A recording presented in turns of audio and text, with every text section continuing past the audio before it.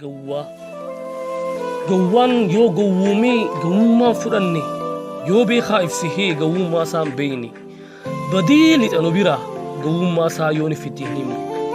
Gawwaan gawwaa jennee gowwummaa beeksifne maal gowwummaa qaba yoon ifitti hin himne. Maal gowwummaa qaba yoon ifitti hin himne. Gawwaan gowwootarraa kan gowwummaa fudhanne kan beekaa ibsihee gowwummaa isaa hin beekne. Gawwaan gowwootarraa kan gowwummaa fudhanne kan beekaa ibsihee gowwummaa isaa hin beekne.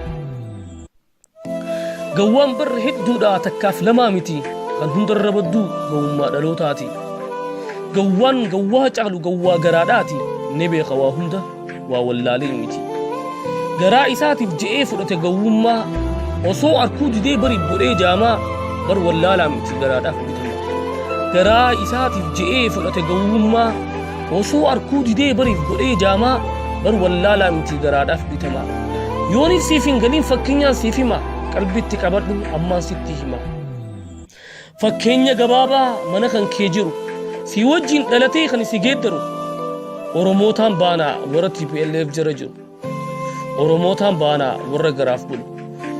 Ammammaa siif galee sirriitti hubattee fakkeenya kanarraa ifatti argitee ammammaa siif galee sirriitti hubattee fakkeenya kanarraa sirriitti argitee gawwaan gawwaa caalu kaniin siif hime warra akkanaa kana kaniin sitti dhaaba.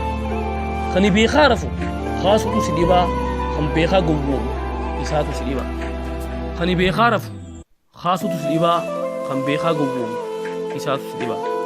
Waan dhaggeeffataniif hedduu galatoomaa ana obboleessa keessan waliisaa obsaa khiyaar.